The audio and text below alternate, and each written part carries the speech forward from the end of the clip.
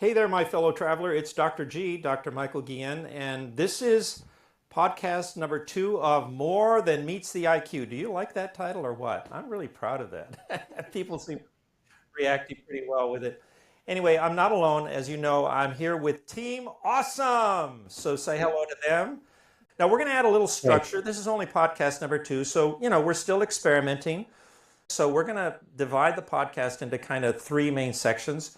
The first one is what I call the main topic, and I'll tell you what that is in a minute. And then we'll go through a lightning round, and then we will finish with up close and personal. Okay, and I'll explain them more as we go. Are you ready to go? I'm ready. All right, good. That's what I wanted to hear. All right, so the main topic today is the death of privacy. I'm going to repeat that, the death of privacy. And we're going to start with you, Brianna. How do you think the life sciences are contributing to the death of privacy? Take it away. Well, the first example that comes to mind is what's been going on with DNA testing, because we've seen that really explode over the last several years with 23andMe and Ancestry.com and other companies that do something very similar. And I think, it's been very helpful. Not only in the sense of, we can learn more about, our history and, potential risk of different health conditions, but there's also been some issues in recent years regarding people's data and kind of what happens with it. A great example happened with Vitagene that happened in 2023, where essentially they got in big trouble with the Federal Trade Commission because they didn't have accurate records of what was happening with people's data, and they weren't properly encrypting it, and so they got in a lot of trouble with that. So it's definitely something that has been an issue. 23andMe is pretty good. They have plenty of issues going on right now, but as far as privacy is concerned, they've been pretty solid. Nothing, at least on their end, that I've heard of. Something that did happen was that they did end up having some people hack into their database. It wasn't necessarily their fault. It was they got a hold of a bunch of consumer passwords and basically got people's pedigrees and things like that. Not the sequences themselves, but there was an issue with that, and everybody had to reset their passwords, and they introduced two-factor authentication and things like that, because otherwise that could have happened again.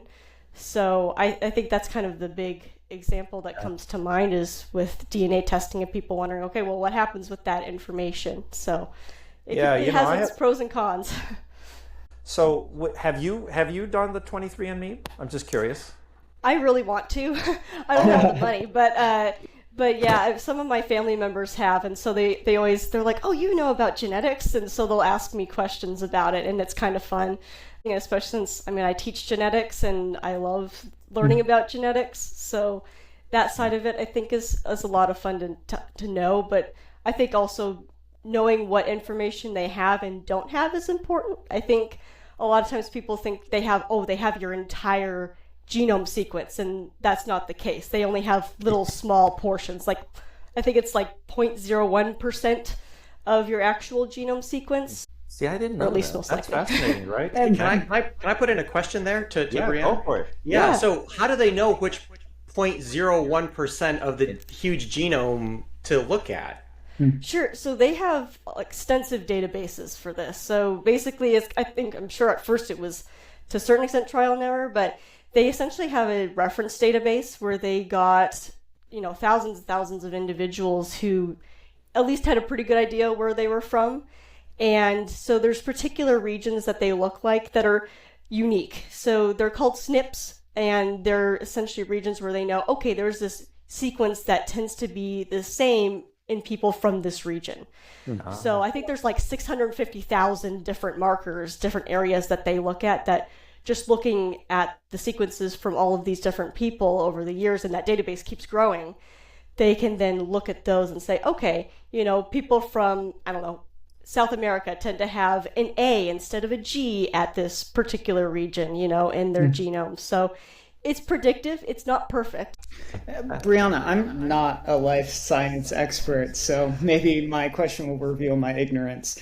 But I watched, it was kind of like a sensationalized story. It was by Veritasium, I think, a couple years ago, where there was like a serial killer in California, and they were able, it was like a case had been closed. They didn't have DNA samples, but then 30 years later, 23andMe, they didn't get the guy's DNA, but like an aunt and then a third cousin.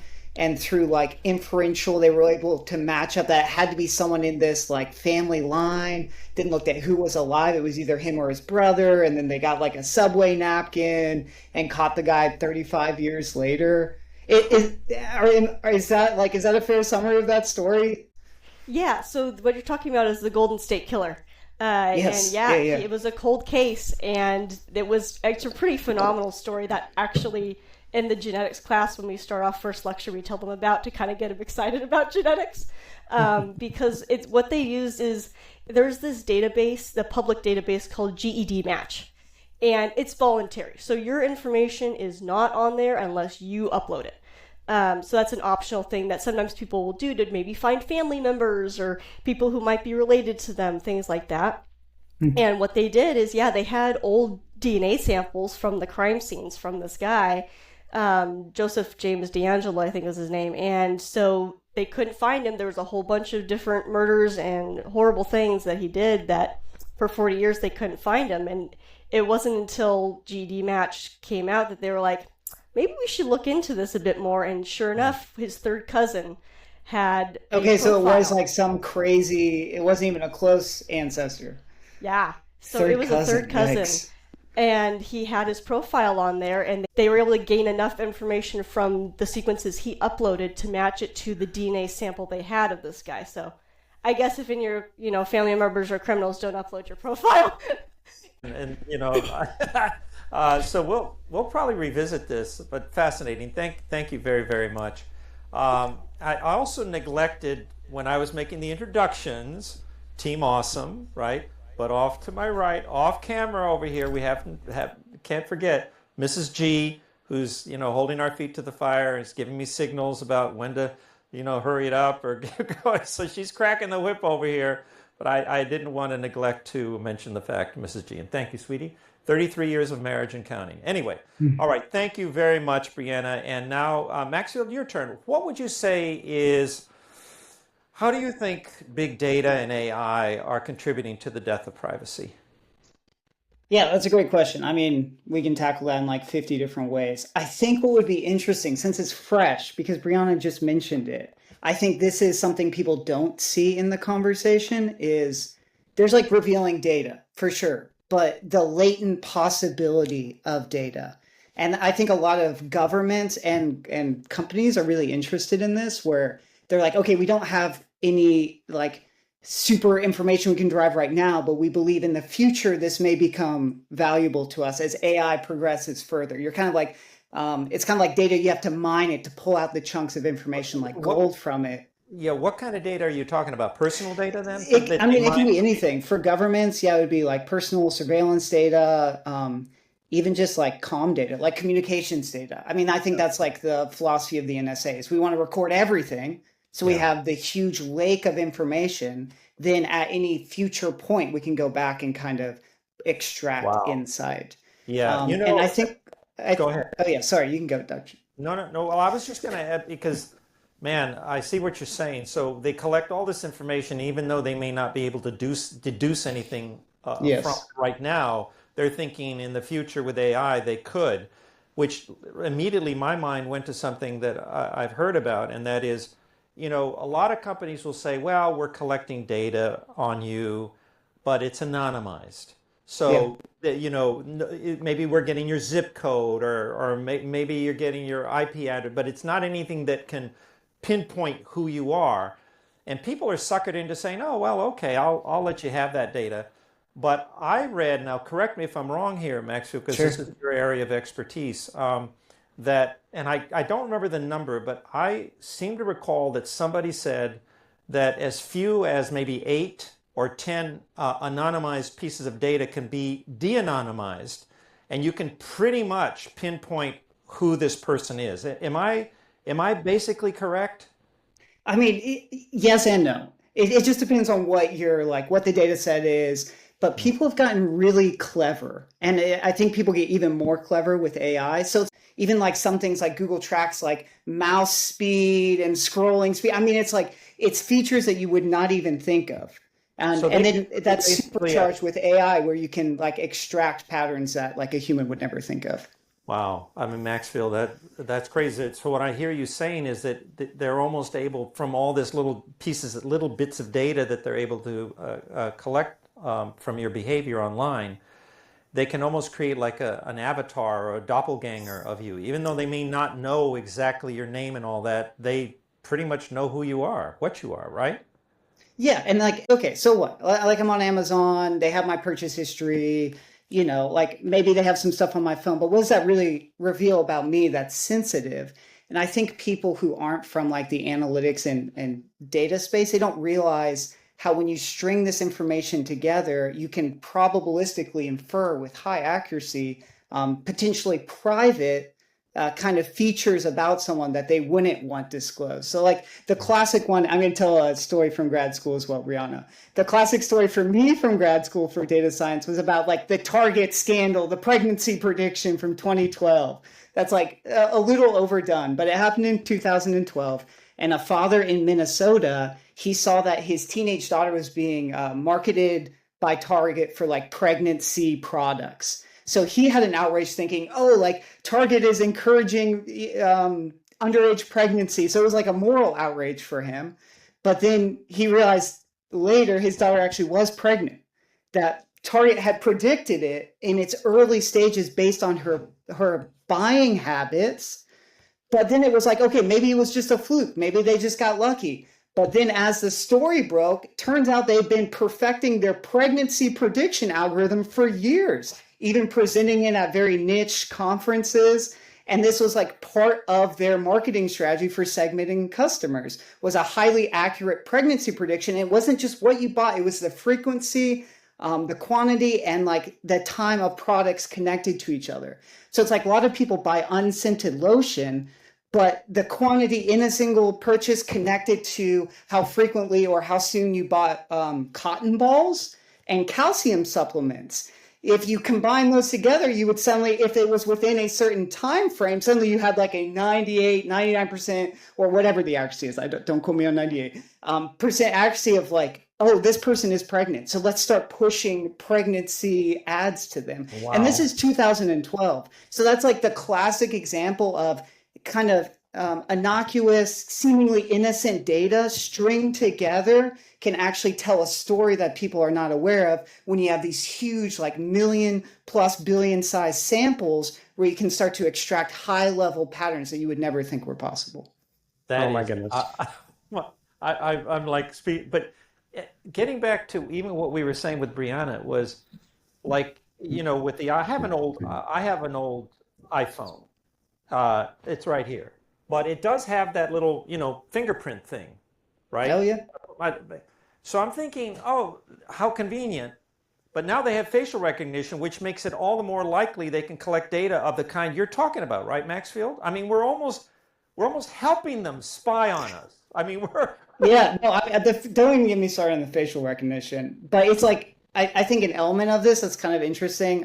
This was like, I wrote an undergrad final paper on this. This was like my capstone project was on predictive analytics and like the legal ethical ambiguity of it. So if a police officer pulls you over, like technically the information on your phone is considered Fourth Amendment protected information if it's protected by a password. Your biometric data and face scan, since there's not legal precedent, they can put the phone up to your face and get access to it without breaking a Fourth Amendment violation. But if it just has a 4-digit PIN, that has legal precedent for it to be protected. So right now we're in huge kind of information abuse, and it's kind of the Wild West, and slowly, the courts are catching up. We haven't even gotten to Kirby yet, and already I hope my fellow traveler gets the fact that we are killing our privacy. I mean, we are voluntarily bringing about the death of our privacy through giving our DNA away to a company, to giving away our face to an iPhone or a fingerprint to an iPhone. I wrote a book called The End of Life as We Know It. And in it, I make the assertion that we voluntarily are killing our privacy in at least three big ways. I'm not just saying it's only three, but three big ways: for security, for convenience, and for entertainment.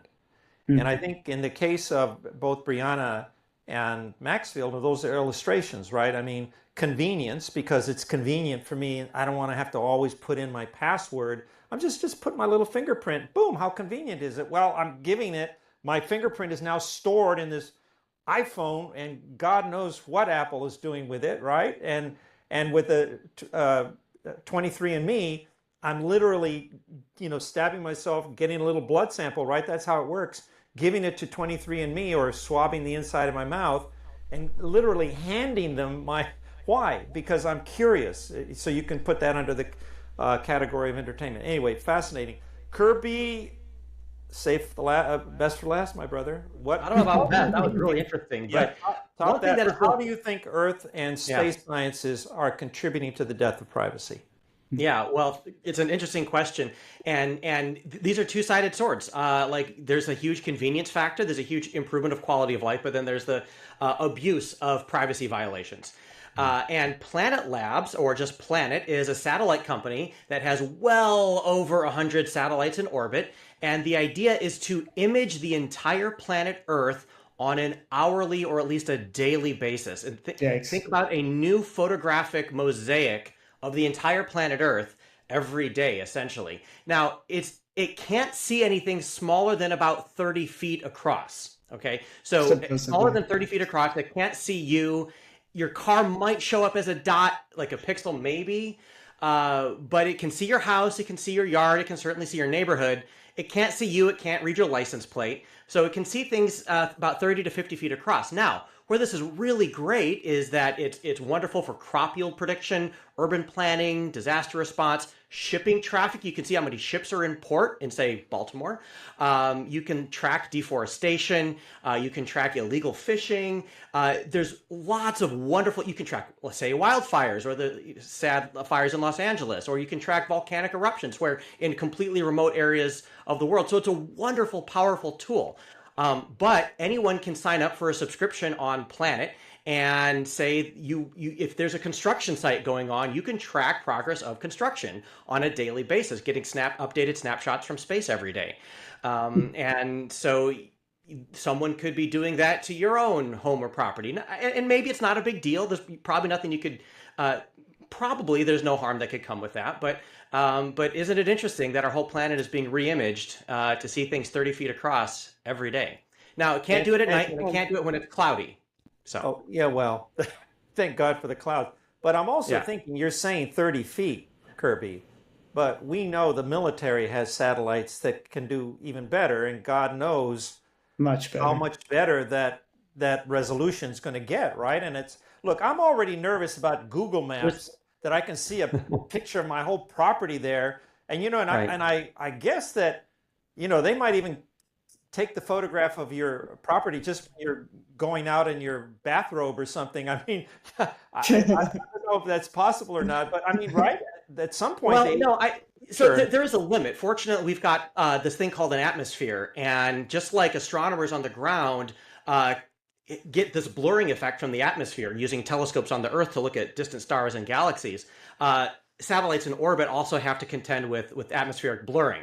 There's also something called a diffraction limited. It's for the atmosphere. It's for the atmosphere. I like being able to breathe. But now, so you do mention that, yes, the military has much higher resolution, but there's a trade-off with resolution. The higher resolution you go, the smaller of an area you're forced to look at. So you can't get anywhere close to the whole planet. I mean, a fraction of a 10,000th of a percent at that kind of resolution. So they're probably, no offense, Dr. G, they're probably not interested enough in your house to be putting that amount of resolution, that many number of pixels across your house. But they are interested in certain geopolitical areas. And so at least we have that to hide behind, that if you're going that high resolution, you're constrained to look at a much smaller part of the planet. I have so many questions. Can I chime into that just as a comment? Yeah, I'm holding back because I have 100 questions for Kirby, but go ahead, Max. This is, I mean, I don't know if like what's classified. It's like I'm in the gray space right now. But I have seen it was public information back in like 2009, 2012. They were testing Department of Homeland Security with drones that had to get past your problem, Kirby. They had a dome that had like 1,000 super resolution cameras that would all video a little square that they would patch together into a permanent video of the entire city that they could watch 24/7. And their like use case was, if you can always, when you have a permanent video of everything, you can rewind indefinitely. So then like a bank, there's like an active robbery, and then you report it 30 minutes later, you can just rewind the video of the city 2 hours. You can see all the cars that pulled up to the bank, and then you can play it back up to current, like, now time to see where they drove, where they stopped, and then you can just go arrest them. And so that was kind of their use case, and they were testing this in different cities. And that was 12 years ago. So I think there may be some ways around that through drone kind of footage. Yeah, I was going to bring up the drones, and then I bit my tongue because I think that could just take us into another. We'll do something on the drones in New Jersey that were supposedly FAA approved, doing research, and I'm thinking, okay, what kind of research were they doing, and what can they see? But again, I think you've made the point, which is there are spies in the sky. And so once you have spies in the sky, there is no privacy in terms of your movement. Remember that guy who blew up something in Las Vegas? He blew up that Tesla truck and committed suicide. Do you remember how they were able to backtrack? Just like what Max is saying, they were able to backtrack. They're like, he's at the rental company. He's going. He's surveilling the hotel. This is what we call tag and track, where we have either closed circuit TVs or drones or satellites can literally track you and go back, as Maxfield said, rewind and literally track your way. Take a guess. How many times do you think the average American appears in a closed circuit TV on any given day? Brianna, just take a guess. Oh goodness. Probably, I guess it depends on where you live and where you work, but yes, probably maybe even dozens of times. It depends. Okay, Maxfield? It's got a lot higher than that. It's disgusting. Okay. For me, I sit in my work. There's a camera like right over there just looking at me all day. So I don't know. I'm on there, if you count it by frames, in the millions. But yeah, it's probably like hundreds. I'll tell you what it is. It's 55. It's 55 times. So on an average day, as you go about shopping or dropping the kids off at school, you appear 55 times on some kind of closed circuit TV, whether it's on the highway or the school or the cleaners that you take your clothes to. You know what is the most spied upon city with closed circuit TV? Guess. I'm going to guess London. New York. Wait, on the Earth or in the United States? London. It's London. 300 times. The average Londoner appears 300 times in closed circuit. Second is Beijing, then it's Chicago, and then it's New York City. So again, it gets back to what Kirby is saying, that these satellites or these closed circuit TVs or the drones now more and more are just tracking. All right, now, great stuff. And again, I'm watching the clock. It's time for the lightning round. Kirby, just tell us quickly, what's your take on these poor two astronauts have been stranded in the International Space Station? Where are we on that? Are they ever coming home? So Sonny and Butch have been on the space station, I think, since July. They were supposed to come home on the Boeing Starliner. They've never been stranded. They've always been able to get home in an emergency. They could have landed with a Starliner earlier, although there was some uncertainty and therefore some risk associated with that because of some of the thrusters not working quite right. And even right now, they can come home anytime in an emergency on their SpaceX Dragon space capsule. Now, if they came home, they would have to come home with two other astronauts who are in the middle of their mission on the space station. So, there always has to be the right number of seats on the space station and capsules to be able to return people, as there are people on the space station. So everyone can always get home in an emergency. That's one of the rules of the International Space Station. And you say with the Dragon, is the Dragon docked with the space station so they can get in and come home? Correct. So they're not stranded. They can come home in an emergency because they want to complete these research projects. Is that the gist of what you're saying? Correct. NASA astronaut Nick Hague and Russian cosmonaut Alexander Gorbanov are in the middle of their mission on the space station, and the four of them have to come home together in order for there to be enough lifeboat seats, if you will. And so they're just going to come home in March, along with Nick and Alexander, when they finish out their mission. Now, if there was an emergency, all four of them would have to come home sooner than that, but they're not technically stranded. And Brianna, being in the middle of research right there, she's in her lab. By the way, she's in her lab, sitting at her desk, and so you understand the importance of finishing your research, right? So would you be willing to be stranded, or no? Let me take that word back, because Kirby just explained that would you be willing to stay a couple extra 3, 4, 5 months to get your research done up there in the ISS, the International Space Station? Honestly, yeah. I mean, considering how much it takes to just get up there in the first place, like, if that was me doing research, or if I had to wait for someone else, I'd be like, I could sympathize. Yeah, for sure. All right, lightning round continues. Let's go to Maxfield. A lot of commotion with DeepSeek, China's DeepSeek. Tell us, what's your take on DeepSeek? Should we be worried? Is it hype? How much of it is? Just give us your take. Quick take. I mean, I think it's like, for people who don't know, it's kind of like ChatGPT, but China's version. So a lot of people are concerned. It's, and it's really good. That's kind of like, that's the other big part of this story, is that it's doing really good. It's like really high quality results. And it's free. It's free. And it's free. And it's become the most downloaded app this last week of any free app in the whole internet. So that is concerning. Like it's catching on. It's like a wildfire. People are concerned.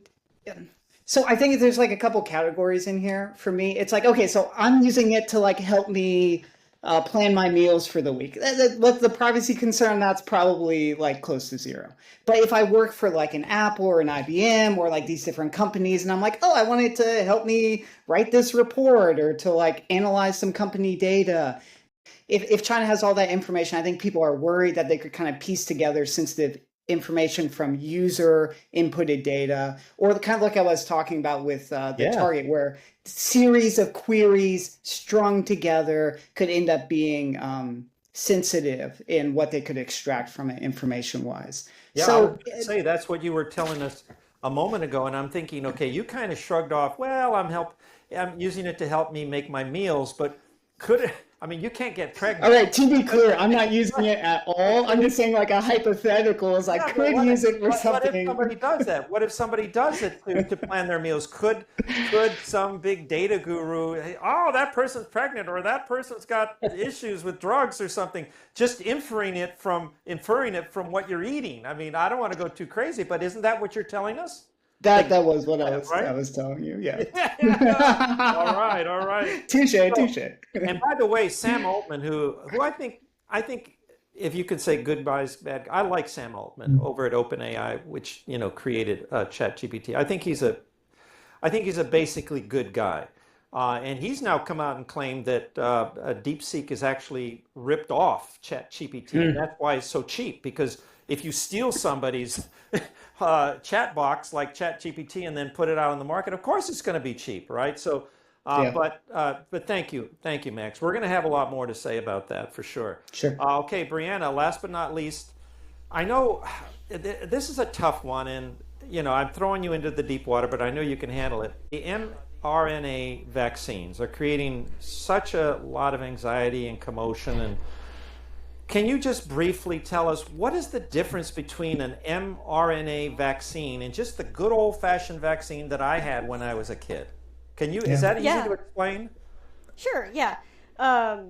So the big difference here is what's actually in it and how it's made. So in a traditional vaccine, like even just look at like a flu vaccine, usually what they'll do is they'll infect an egg, and they'll basically purify and extract the virus from that egg and basically kill it either using UV or formaldehyde.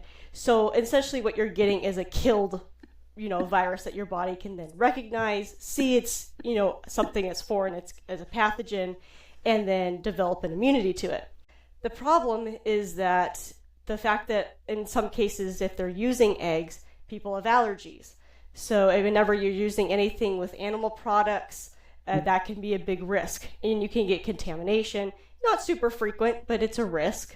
And another thing is that usually with most traditional vaccines, they have something called an adjuvant, which essentially is just an extra component that helps boost your body's immune response, which is a good thing, but people can also have reactions to that as well. What about the mRNA then? So the big difference is that essentially it's not, what's in the vaccine isn't, a killed virus. Instead, it's genetic information coding for just a small little portion of the virus that your body can then react to. So that's kind of a natural limitation of mRNA vaccines, is that you're only getting exposed to one component. It's still something, and I mean, it's still been shown to be very effective, but that's just one of the limitations of it. Overall, they're actually a lot safer, especially like I mentioned, a lot of allergies that people have. There's no adjuvant in, like, say, the Moderna or the Pfizer COVID vaccine. So people who have issues, they react to adjuvants. That's a lot better option for them. They also aren't made in eggs. The big thing with how they're made that's very different is there's no animal products in it. So all of it's done in a test tube, essentially, or a big, bioreactor. So it kind of minimizes a lot of exposure to potential contaminants, and it's also part of why it was so much cheaper and faster to make than traditional ones. So if I'm understanding you, here's what it boils down to. The idea of any vaccine is to somehow stimulate your immune system.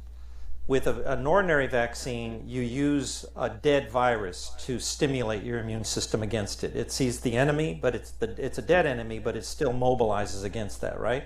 Whereas the mRNA is you're using some fragment of the virus's genome to stimulate that immune reaction. Is that, I know I'm oversimplifying it, but is that basically it? Is that basically the difference? That's basically it, yeah. And it's all kind of artificially done. So it's not taking any component from the virus. We just know what the code is for the viral spike protein and then make it all artificially.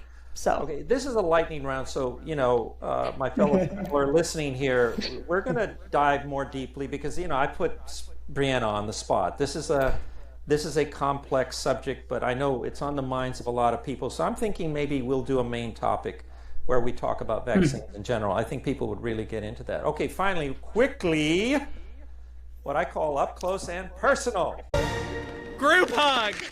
Just checking in to see how you guys are doing. Maxfield, let's start with you. How did something happen to you since the last time we recorded a podcast that made you happy, sad? Where are you? Yeah, it actually did. That's kind of different than your question, but out of the norm, I took my first saxophone lesson. I've always, since I was a kid, wanted to play saxophone. So I was like, I'm 30 years old. Life is short. Now's the time. Time to play sax. So I love it. I did the first. It was kind of humbling, but yeah, it was fun. I don't know. It's a new adventure. Well, maybe we'll have you pull out the sax and No, we can keep up with the progress. Okay, say, Kirby, what's happened to you in your personal life that was significant for you? Yeah, my fiance and I are shopping for houses in Washington, D.C. So that's probably will be an easier city to remember for you for next time. But we're getting married in May and looking at houses. Ah, that's just fantastic. That's awesome. Good luck and keep us posted. And then, Sure. Brianna, what happened to you in your personal life that was significant for you since the last time? I don't know how significant, but very fun. I got to play D&D this weekend, so that's a fun thing that I got to do. You So played what? Dungeons and Dragons. I got to play with yeah, my you're a friends, big so. Dungeons and Dragons. I've never learned how to do it. Is it fun? Oh, I have. Well, I mean, I'm biased, obviously, Of but course. I love it. Are you good at it? It's not really a game that you're good or bad at. It's just how much you want to get into it. That's what's kind of fun with it. So Oh, well, that's how Don't much games I go know. for like 6 hours or something? Oh, my it God. can. Ours yesterday was 4 hours. But when Wow. I ran a one shot, it was like 6 hours. Wow, that's amazing. Well, listen, guys, thank you so very, very much. This is just a ball, and I hope that you, my fellow traveler who are listening or watching, got something out of this, and maybe we put a little bounce in your step. Hopefully, you also had a little fun with us. I just really want to thank you again, Brianna, Maxfield, Kirby. God bless you all. You're always in my prayers, you and your family. So thank you. And to you, my fellow traveler, I've often said, do your homework. If you heard something or you see something in the news that puzzles you, do your homework. Ask tough questions, demand honest answers. And as always, I always sign off by saying, I love God, I love science, but I also love you. Until next time, thank you.